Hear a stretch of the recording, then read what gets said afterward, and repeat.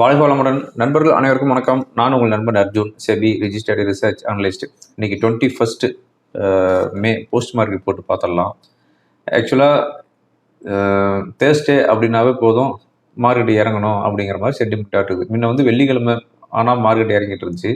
இப்போ வந்து வெள்ளிக்கிழமையும் இறங்குது, இருந்தாலும் வியாழக்கிழமையும் வந்து இறங்க ஆரம்பிக்குதுன்னு வச்சுக்கோங்களேன். அதாவது மோஸ்ட் ஆஃப் த சென்செக்ஸ் எக்ஸ்பிரியில் மார்க்கெட் வந்து இறங்கிட்டு தான் இருக்குது. இது எஸ்டர்டே வீடியோலையும் சொல்லியிருந்தேன்.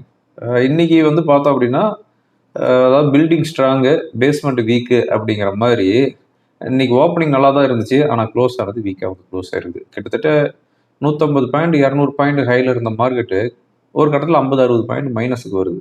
ஓகேங்களா, அந்த அளவுக்கு நம்ம மார்க்கெட்டு அவ்வளோ ஸ்ட்ரென்த்தாக இருக்குதுன்னு வச்சுக்கோங்களேன்.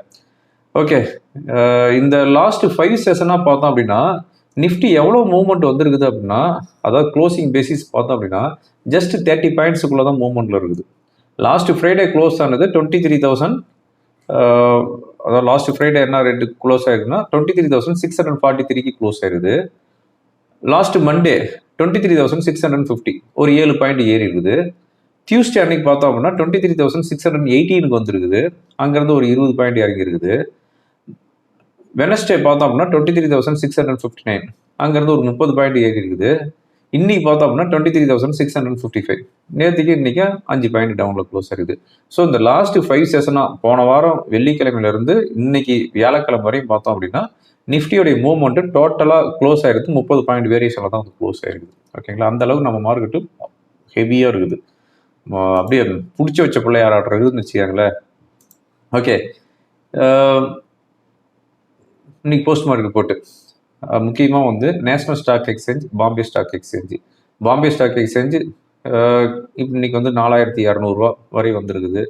நேஷனல் ஸ்டாக் எக்ஸ்சேஞ்சு எதுக்காக நான் பேசுகிறேன் அப்படின்னா, நெக்ஸ்ட் மந்த் அவங்க வந்து ஐபிஓ வர போகிறாங்க. இப்போ வந்து எல்லாமே ரெடி பண்ணிட்டாங்க.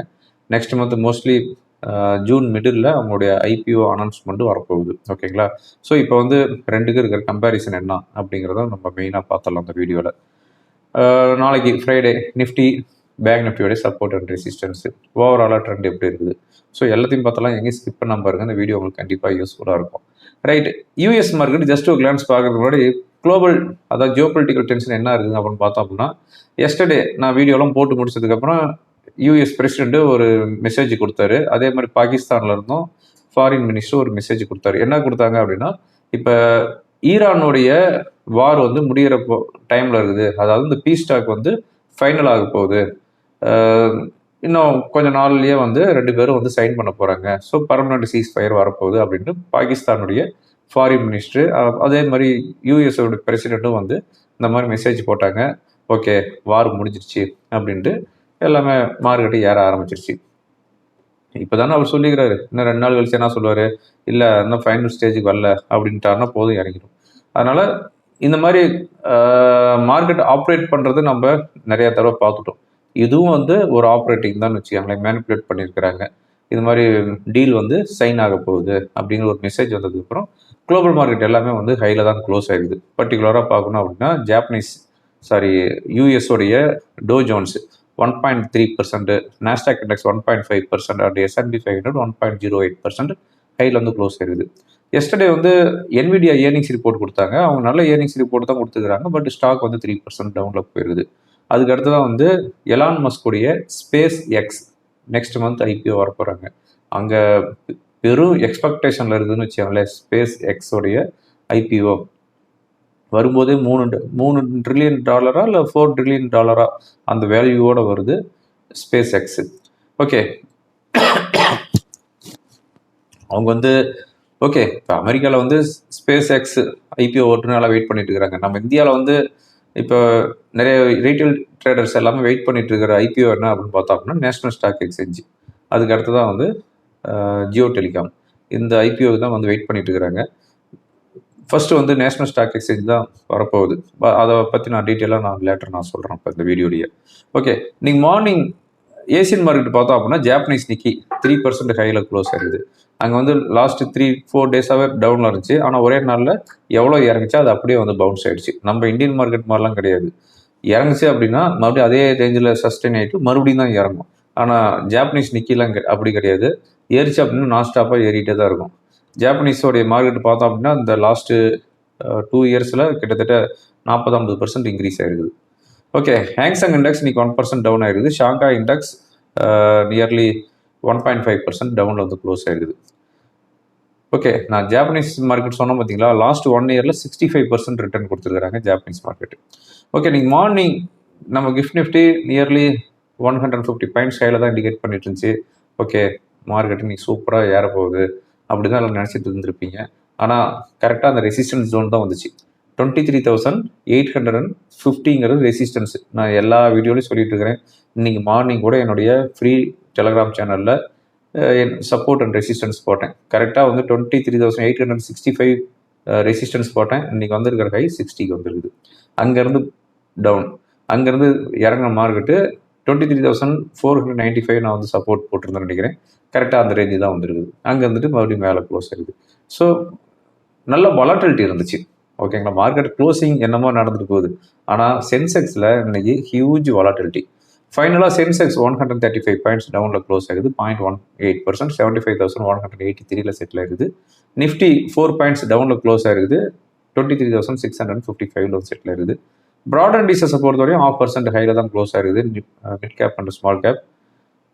ரியாலிட்டி, ஐடி, எஃப்எம்சிஜி இது வந்து ஒரு செல்லிங் ப்ரெஷரில் இருந்துச்சுன்னு வச்சுக்கோங்களேன். இன்னைக்கு வாலட்டிலிட்டி இண்டெக்ஸ் 3% நியர்லி வந்து டவுனில் க்ளோஸ் ஆகுது.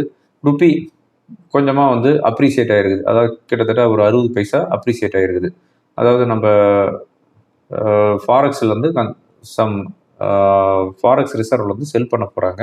அதனால் வந்து லிக்விடிட்டி கிடைக்க போகுது அப்படின்ட்டு நியர்லி 60 பைசா வந்து அப்ரிசியேட் ஆகிருக்குது. இதுதான் post mark report. Brent crude பார்த்தோம் அப்படின்னா $105 பெர் பேரலுக்கு இருக்குது. கோல்டு $4,505 பெர் அவுன்ஸுக்கு இருக்குது. டாலர் இண்டெக்ஸ் ஸ்லைட்லி ஸ்ட்ராங் ஆகிட்டு இருக்குது. 99.35 வந்துருச்சு. யூஎஸோடைய 10-year பாண்ட் ஈல்டு 4.62க்கு வந்துருக்குது. இது வந்து 4க்கு வந்துச்சு அப்படின்னா மார்க்கெட்டு எல்லாமே வந்து பீக்கு போகும். இப்போ வந்து 4.62ல் இருக்குது. ஜப்பானுடைய 10-year பாண்ட் ஈல்டு கிட்டத்தட்ட லைஃப் டைம் ஹையில் போயிட்டு இருக்குது. அதாவது ஒரு 30 வருஷ ஹையை வந்து பிரேக் பண்ணிட்டு போயிட்டு இருக்குது. 2.77க்கு வந்துருக்குது. ஓகேங்களா, இதுதான் போஸ்ட் மார்க்கெட் ரிப்போர்ட்டு. முக்கியமான நியூஸு. இந்த வீடியோ ரெக்கார்ட் பண்ணிட்டு இருக்கும்போது யூஎஸ் மார்க்கெட்டு 150 பாயிண்ட்ஸ் டவுனில் ட்ரேட் ஆகிட்டு இருக்குது. ஓகேங்களா, எஃப்ஐஸ் டேட்டா அப்டேட் ஆகிடுச்சான்னு ஒரு செக் பண்ணிக்கிறேன். ஏன்னா அது இன்றைக்கி என்ன பண்ணிக்கிறாங்க அப்படிங்கிறத நம்ம மெயினாக பார்க்கணும். ஏன்னா மார்க்கெட் வந்து டவுனில் தான் வந்து க்ளோஸ் ஆகிருக்குது. எஸ்டர்டேவே வந்து ஸ்லைட்லி செல் பண்ண ஆரம்பிச்சிட்டாங்க. இன்றைக்கி 20th மே தான் ஷோ ஆகிட்டு இருக்குது. நான் அப்டேட் ஆகலை. 6:45க்கு ரெக்கார்ட் பண்ணிட்டு இருக்கிறேன். ஓகே, எனிவே முக்கியமான ஈவெண்ட் அப்படின்னு பார்த்தோம் அப்படின்னா Friday Colgate, Hindalco, Ramco cement, star cement, Sun Pharma, Torrent pharma இவங்க வந்து ஏர்னிங்ஸ் ரிப்போர்ட் சப்மிட் பண்ணுறாங்க. நாளைக்கு அதாவது ஃப்ரைடே மார்னிங் 5 o'clock ஜப்பானுடைய இன்ஃப்ளேஷன் வருது. ப்ரீவியஸாக இருக்கிறது 1.5% இயர் ஆன் இயர். இப்போ ஃபோர்காஸ்ட்டு 1.8%. ஓகேங்களா, அதுக்கப்புறமா வந்து இந்தியாவுடைய ஃபாரின் எக்ஸ்சேஞ்ச் ரிசர்வ் அதனுடைய அனௌன்ஸ்மெண்ட் வரப்போகுது. இப்போ வந்து எவ்வளோ $698 பில்லியன் இருந்து $698 பில்லியன் கொண்டு வந்திருக்கிறாங்க. இப்போ நாளைக்கு அவங்க என்ன ரிப்போர்ட் கொடுக்குறாங்க அப்படிங்கிறத வந்து பார்த்துக்கணும். ஓகே, இப்போ national stock exchange, Bombay stock exchange. முதல்ல நம்ம வந்து பாம்பே ஸ்டாக் எக்ஸ்சேஞ்சை பார்த்துடலாம்.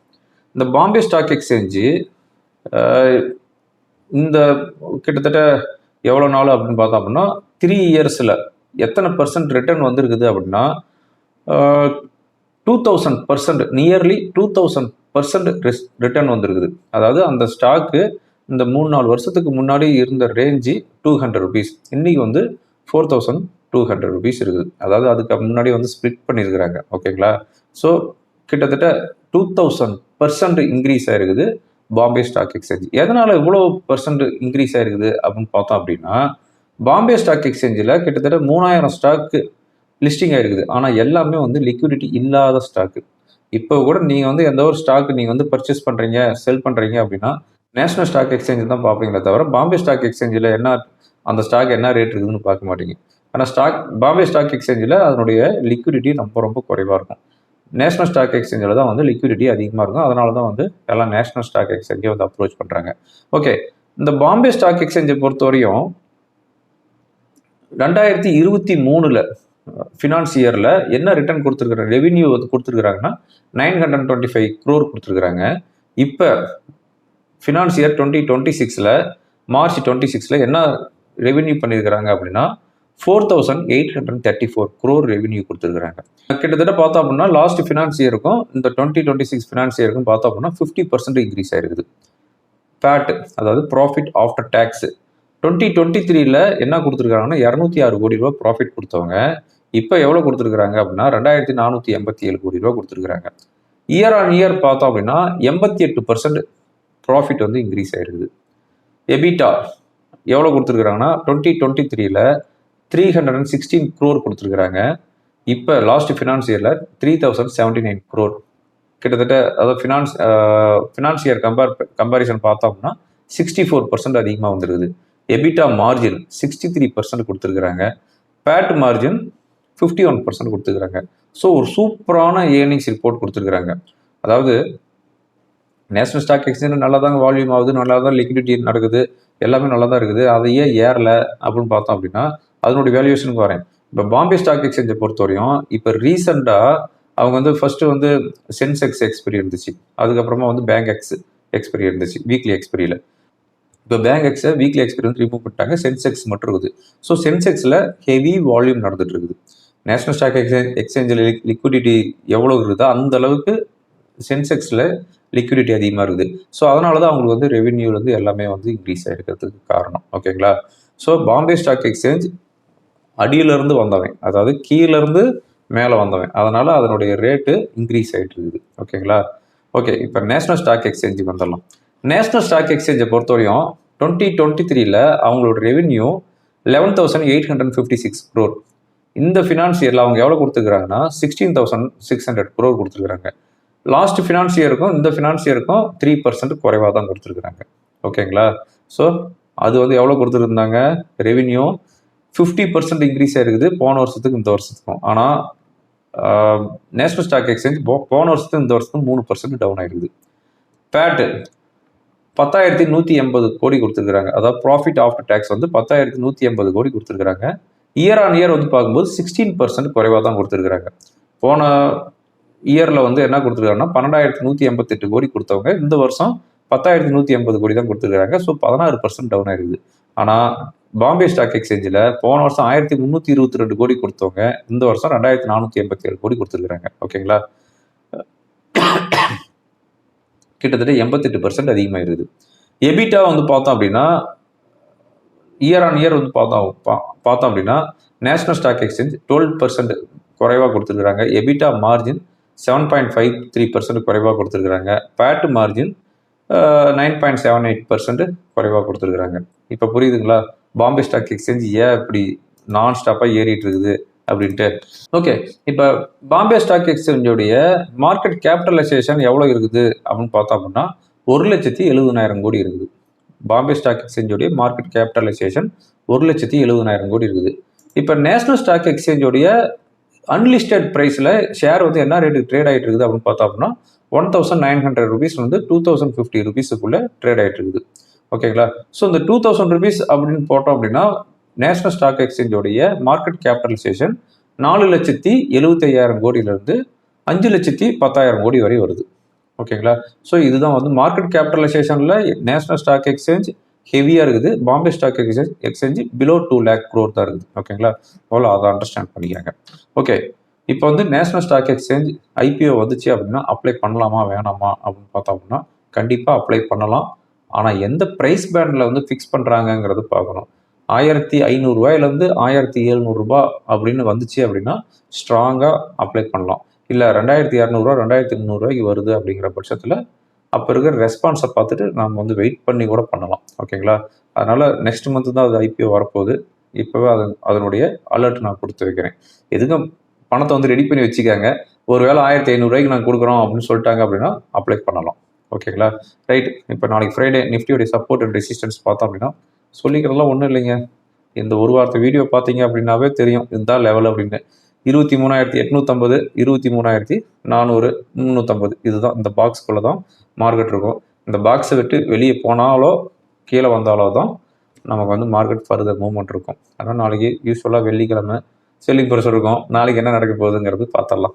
ஓகே ஃப்ரெண்ட்ஸ், டெக்னிக்கலாக என்ன இண்டிகேட் பண்ணுதுங்கிறதையும் பார்த்துடலாம். இப்போ நான் பார்த்துட்டு இருக்கிறது நிஃப்டியோடைய டே கேண்டில் பார்த்துட்டு இருக்கிறோம். இது வந்து 1 ஹவர் கேண்டில் நான் வந்து சேஞ்ச் பண்ணிக்கிறேன். பாருங்கள், நேற்று நான் போட்டிருந்த லைனு, இந்த லைன் வந்தால் கொஞ்சம் காசியஸாக இருங்க அப்படின்னு சொல்லி ட்ரெண்ட் லைனு ட்ரா பண்ணியிருந்தேன். அந்த லெவலுக்கு தான் வந்திருக்குது இன்றைக்கி. அங்கே கரெக்டாக ஓப்பன் ஆகிட்டு அங்கேருந்து டவுன் ஆகிடுது. இப்போ ட்ரெண்ட் லைனை அப்படி நான் சேஞ்ச் பண்ணுறேன். அதாவது இன்றைக்கி ட்ரெண்ட் லைனை அப்படியே விட்டுட்டு எஸ்டர்டே ட்ரெண்ட் லைனை அப்படியே கண்டினியூ பண்ணுறேன். இப்போ இருக்கிற ரெசிஸ்டன்ஸ் அப்படின்னு பார்த்தோம் அப்படின்னா 23,750 அதே லெவல் தான்.